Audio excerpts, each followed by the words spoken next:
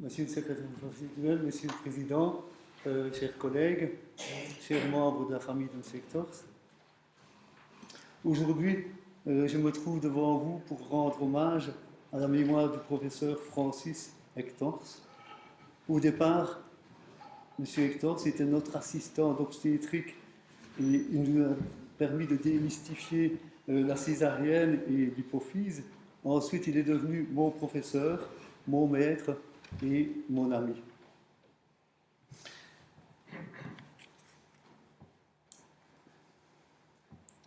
M. Hectors nous a quittés le 29 juillet 2013. Il est parti, bien entouré de sa famille, Juliette, sa compagne, Fabien, son fils, Chantal, sa belle-fille, Olivier, Louise et Isabelle, ses petits-enfants.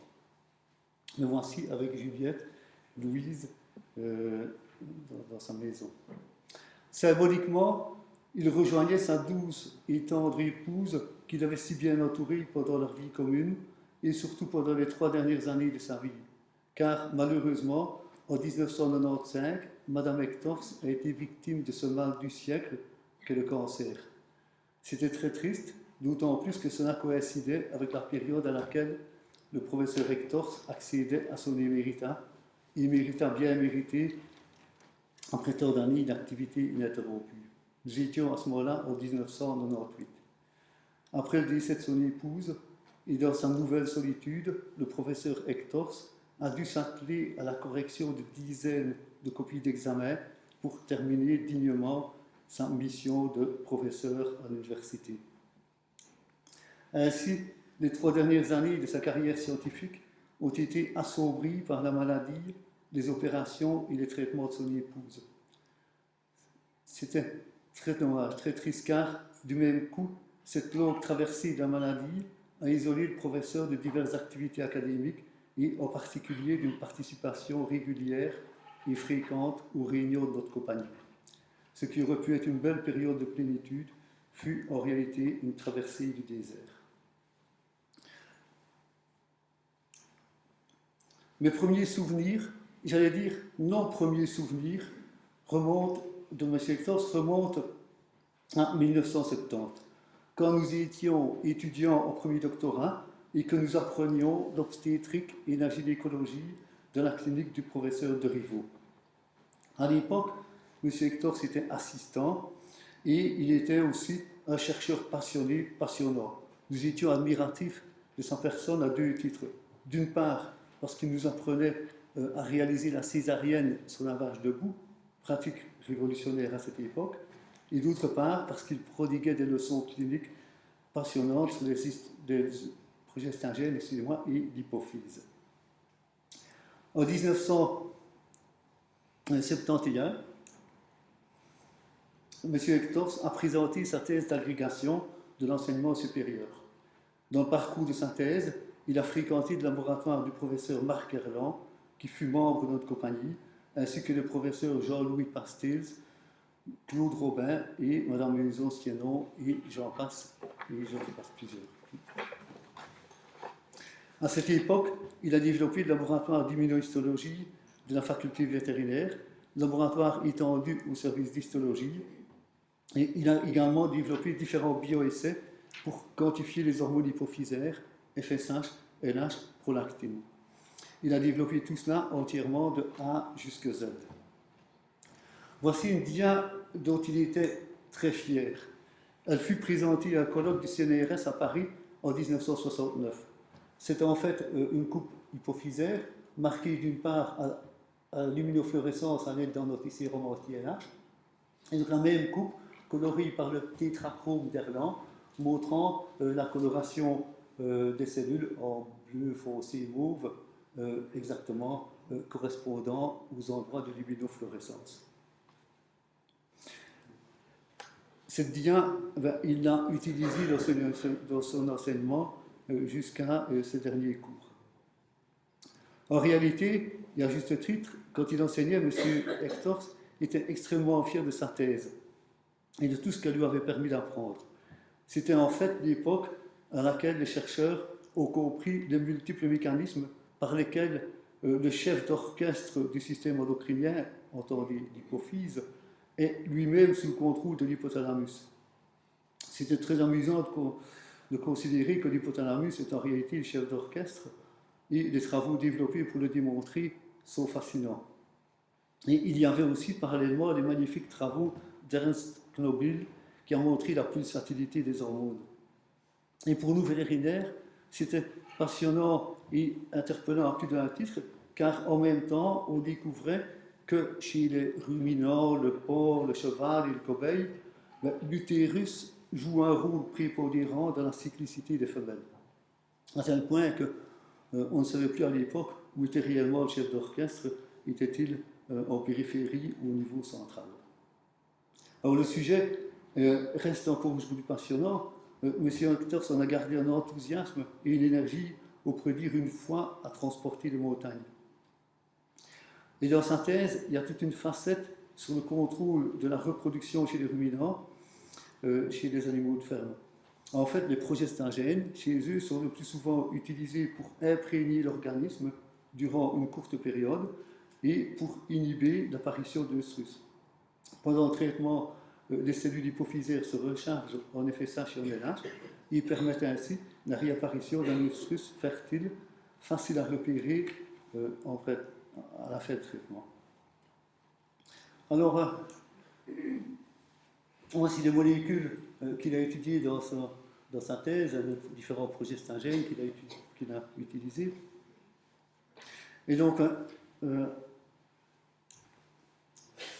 en fait, M. Hector, c'était un travailleur infatigable.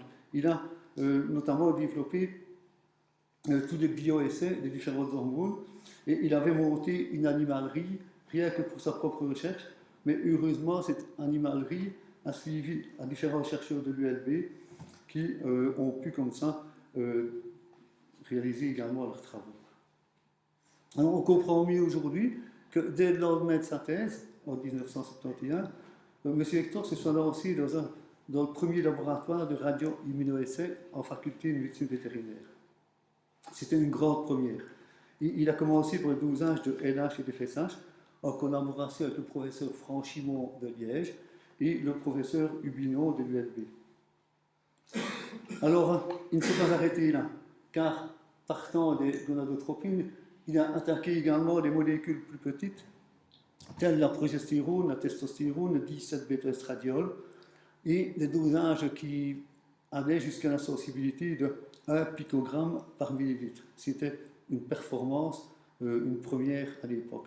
Et voici encore une diapositive qui a fait le tour du monde, puisque chez les bovins, notamment, le corps jaune ne produit pas d'œstrogènes, et donc les seuls œstrogènes sont d'origine folliculaire.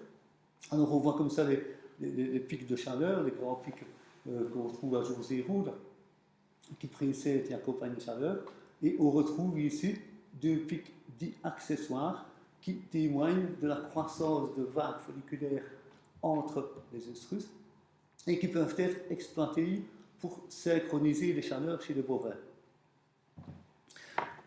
Et c'est ainsi qu'en 1976, le professeur Deriveau a présenté ici même les résultats d'une magnifique étude montrant l'effet d'une injection de prostaglandine sur le corps jaune de la vache. Et ce n'était en fait qu'une des nombreuses contributions du professeur Hector à la vie scientifique de notre compagnie. Voici les intitulés des différentes conférences auxquelles il a participé en 69, 76, 93 et encore en 1994. Toujours en 1976, sous l'impulsion des docteurs Magonnet et Marcourt, le Conseil provincial du Luxembourg décidait la création d'un laboratoire d'hormonologie. L'objectif était d'aider les éleveurs à améliorer la fécondité de leur élevage, et le jeune professeur Hector y a contribué largement en permettant l'engagement et surtout la formation du docteur Philippe Delahaut, ici présent, allant jusqu'à l'accueillir pendant 1 an dans son laboratoire. C'était le début d'une magnifique histoire. Car, voilà, et voici ici le professeur Hector à Libramont.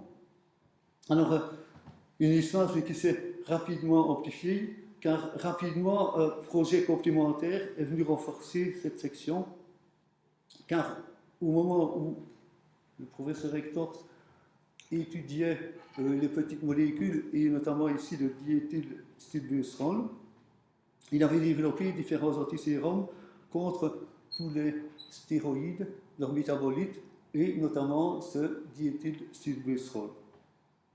En réalité, cette molécule n'avait que peu de succès auprès des vétérinaires praticiens, car ils avaient déjà observé que le DES provoquait des kystes ovariens difficiles à traiter.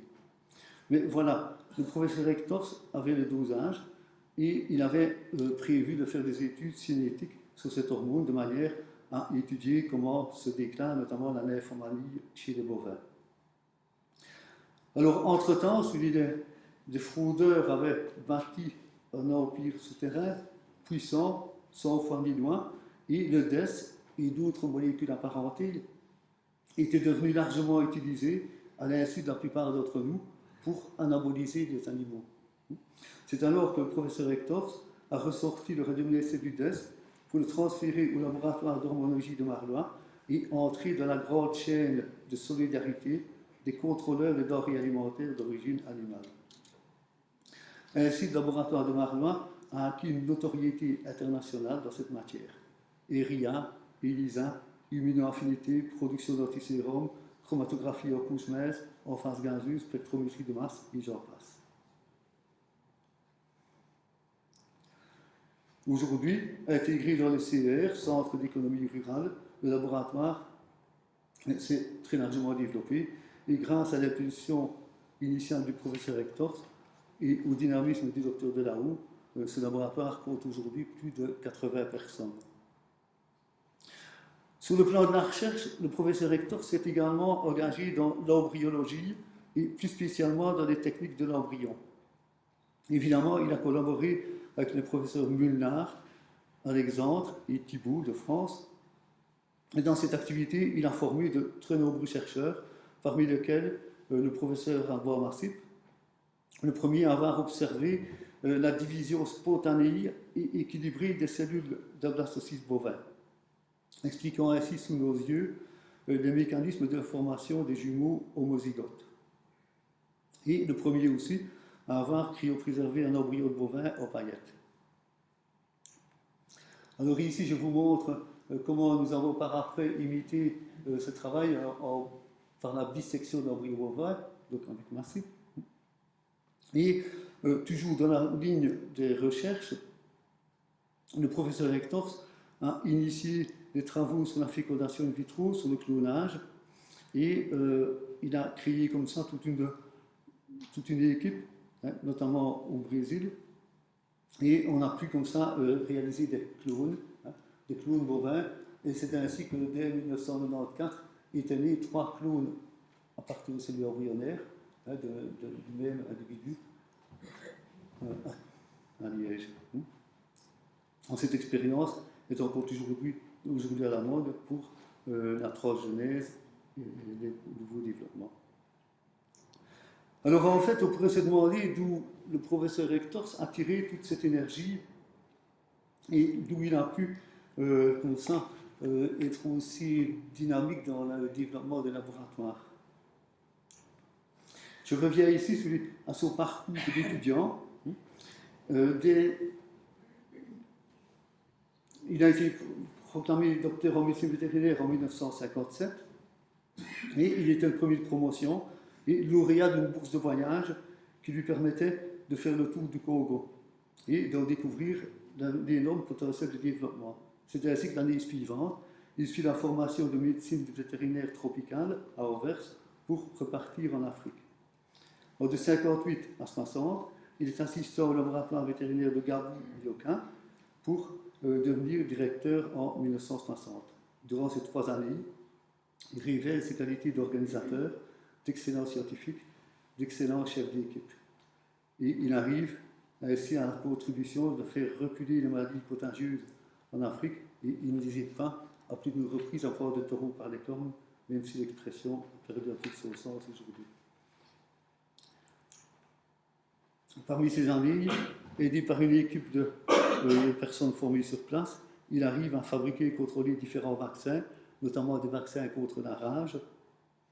Et c'est ainsi que la solidarité nord-sud a été excellente. Les équipements était parfaitement entretenu, etc., etc. Et donc vous imaginez le travail proche de ce qui se passait dans les instituts Pasteur qui avaient été créés en Afrique. Malheureusement, en 1960, plusieurs d'entre vous s'en souviennent, pour avoir suivi l'information à la radio, à la télé ou dans les journaux, et l'indépendance a bouleversé la coopération et a mis fin au projet. C'est ainsi qu'à ce moment-là, M. Hector revient en Belgique et il se lance en clientèle de grands animaux à Versailles-sur-Inchamp, et c'est naturellement avec un grand succès. Mais rapidement, il est pressenti pour créer et diriger un laboratoire de dépistage des maladies contagieuses du bétail de la province de Namur à Herpan. Il vient, il lance le laboratoire, c'est le début de la lutte contre la brucellose bovine et le travail ne manque pas. Alors à ce moment-là, le professeur de Rivaux, que nous avons bien connu ici, cherchait un assistant, je dirais, un peu hors du commun, et il est allé rechercher le professeur M. Hector pour le recruter. La voie était toute tracée. Encore fallut-il réaliser la thèse d'agrégation en partant d'un sujet appliqué, à savoir l'utilisation de progestagènes dans le contrôle du cycle chez la truie. M. Hector a réalisé une thèse, comme on vient de voir, originale et remarquable, qui ne cessera de nourrir son enseignement et ses recherches pendant toute sa carrière, pendant toute sa vie. La suite de son parcours, nous l'avons déjà évoqué, je dois simplement insister sur une autre facette de la personnalité du professeur Hector. En effet, en plus de ses grandes qualités d'entrepreneur de la recherche, il était un chef, un collègue, un ami très simple et extrêmement délicat. Avec son épouse, ils ont toujours admirablement accompagné les anciens maîtres comme M. et Mme de Rivaux, comme M. et Mme Hernan, et j'en passe bien d'autres. En même temps, à côté du travail, M. Hector montrait une attention particulière aux travailleurs de l'équipe, je pourrais dire du plus petit au plus grand, du plus âgé au plus jeune. Celles et ceux qui se sont trouvés sur son parcours ont bénéficié de cette immense attention, de cette immense sollicitude. Le voici ici, officier en faire une césarienne. Le voici ici pendant sa carrière académique avec le recteur Willy Legros, et en bas avec notre doyen de Waal, le chercheur brésilien, M. Lapierre, qui était également membre de notre compagnie, et voilà, à l'occasion d'une thèse à ce moment-là.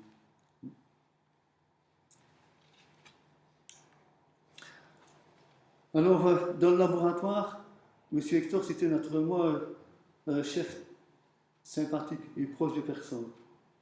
Cela se traduisait par des remarques et des réflexions, comme par exemple, va dire cela à un cheval de bois, et tu recevras une ruade. Ou encore, quand on maintenait notre position sur une attitude à prendre ou sur un travail à réaliser, il disait, ben vas-y, on boric qui fait asmot, c'est une mi-temps du spicotin. Et bien d'autres encore. Je pourrais vous rapporter de nombreuses anecdotes de notre vie en équipe au laboratoire, avec Yvo Opam, Roland de Costel, Christian Hansen, Marc de Fossica, Michel de Wulf, Lalou Cassi, André Zoli, Kamel Touati, ici présent, Isabelle Donnet, John Verseegen, Patricia Ballman, et bien d'autres.